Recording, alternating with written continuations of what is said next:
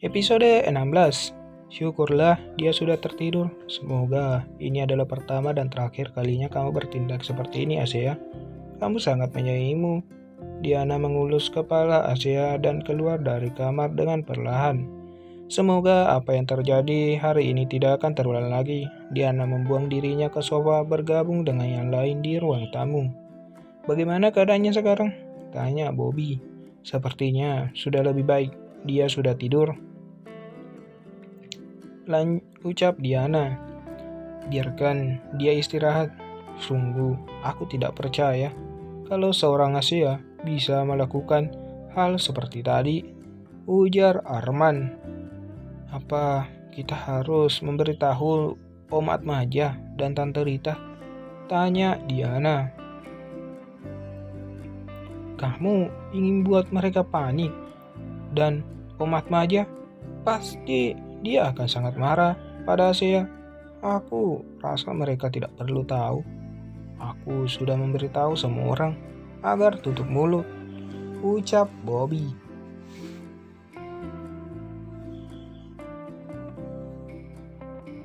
Ya, betul. Betul juga tuh kata kamu. Oh iya, Mas Rangga sudah pulang ya? Diana melihat ke sekelilingnya.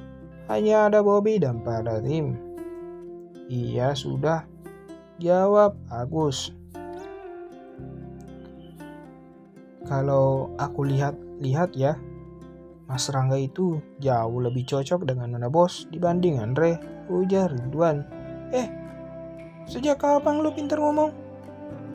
Arma memukul pelan kepala Ridwan dan tertawa. Tapi kalau dipikir-pikir, jawaban Ridwan itu benar loh. Aku melihat aura baik dari Mas Rangga itu, sambung Rifki. Setuju, ucap Bobby sambil menunjuk Rifki. Sejak awal aku bertemu dia, rasanya adem banget, seperti ada surga di dalam dirinya. Untuk Nona Bos, sambungnya lagi. Kring kring kring, HP Bobby berbunyi, pertanda ada panggilan masuk. Oh my god, teriak Bobby dan memperlihatkan kepada semua orang siapa yang menelpon. Om Atmaja? Suara Diana kaget membaca nama di layar HP Bobby. Ayo cepat angkat. Bobby menarik nafas dan menghembuskan pelan. Halo, Assalamualaikum Om. Waalaikumsalam. Kemana Asia? Kenapa nomornya tidak aktif? Atmaja mencecer pertanyaan kepada Bobby. Oh, itu Om. Nona Bos sedang tidur. Katanya dia sangat lelah. Jawab Bobby dengan hati yang begitu was-was. Baik, kalau dia bangun, suruh dia menelpon balik. Iya Om. Oh ya, aku mau tanya, apa yang kalian lakukan di kafe XX tadi? Dek. Semua orang kaget mendengar pertanyaan Atmaja yang suaranya di speaker oleh Bobby. Aduh, gimana ini? Suara Bobby pelan dan menyembunyikan HP-nya di belakang punggung. Bobby, jawab pertanyaan Om. Suara Atmaja yang lebih keras. Iya Om, itu Bobby gelegapan. Bicara yang jelas Bobby. Iya Om, tadi Mas Rangga mengajak kita ke sana. Katanya mau mentraktir minum. Bobby sangat takut. Hanya itu? Tanya Atmaja singkat. Aduh, aku kasih tahu atau tidak? Pasti Om Atmaja sudah tahu, gumamnya. Bobby belum bicara. Lalu, apa yang dilakukan Andre ke sana? Di sana. Tuh kan, dia sudah tahu. Menepuk jidaknya, semua orang semakin takut. Udah, jujur saja, suara Diana pelan. Jadi, Mas Rangga mengundang Andre untuk bertemu, tapi aku dan Diana tidak mendengar percakapan mereka. Om, menurutnya lebih baik menjawab seperti ini agar selamat, gumam Bobby. Ya sudah, kalau Asia sudah bangun, suruh dia telepon Om balik. Assalamualaikum. Iya Om, waalaikumsalam. Oh sungguh Om Atmaja tahu semua yang kita lakukan di luar sana. Bumi ini sudah seperti dalam genggamannya. Bobby menghembuskan nafas kasar, dia baru saja dibombardir pertanyaan dari Tuan Besar. Dia merasa nyawanya sudah di ujung tanduk. Kamu kan tahu, Asia itu putri mahkota dan dia tidak tinggal dengan orang tuanya. Wajar saja jika orang tuanya memberikan pengawasan ketat secara diam-diam untuk memastikan putrinya baik-baik saja, ucap Arman. Ya, kamu betul. Orang kaya seperti Om Matam aja bisa melakukan apa saja, sambung Bobby. Gadis itu betul-betul membuatku stres. Bagaimana mungkin dia bisa melakukan hal sebodoh itu? Rangga yang sudah tidak konsentrasi di depan laptopnya. Tok tok tok. Seseorang mengetuk ruangannya. Masuk. Permisi komandan. Adik masuk membawa beberapa berkas yang harus ditandatangani oleh Rangga dan secangkir teh hangat. Adit tahu kalau komandannya ini selain tidak merokok, juga tidak suka dengan kopi. Makanya dia membawa teh hangat.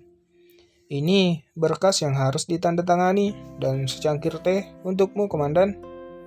Apa aku menyuruhmu membawakanku teh? Rangga yang sudah tahu maksud dan tujuan Adit.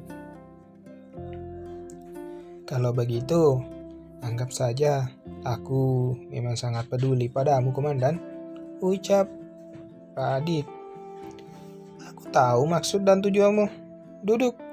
Hehehe. Terima kasih komandan. Adit duduk di kursi depan meja Rangga. Apa aku harus menanyakannya lagi atau komandanku ini yang akan memberitahu langsung? Mulai menggoda Rangga. 2 minggu lagi kami akan segera menikah. Jawaban padat dan jelas. Hah?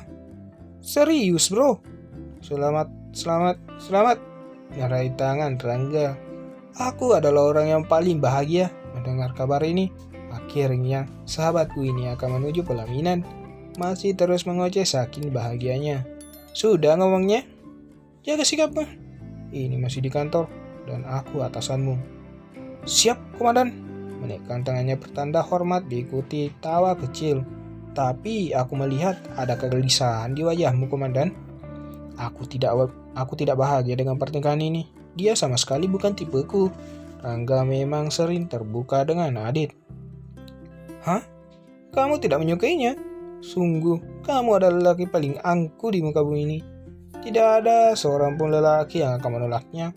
Dia sangat cantik, dia baik, pintar, dari keluarga terpandang, dan paling penting nih bos, dia wanita soleha bro. Pikirkan kembali ucapanmu itu. Adit tidak menyangka kalau sahabatnya ini tidak menyukai wanita sesempurna Asia Ruwana Atmaja.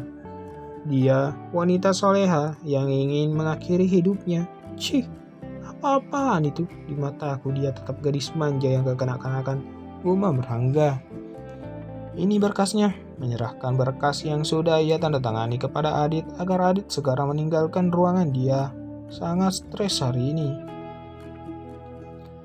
Hari mulai gelap, adzan maghrib berkumandang di setiap masjid. Umat muslim bergegas melaksanakan kewajibannya, tak terkecuali di rumah mewah Asia. Semua orang sudah bersiap-siap melaksanakan sholat berjamaah di musola rumah utama.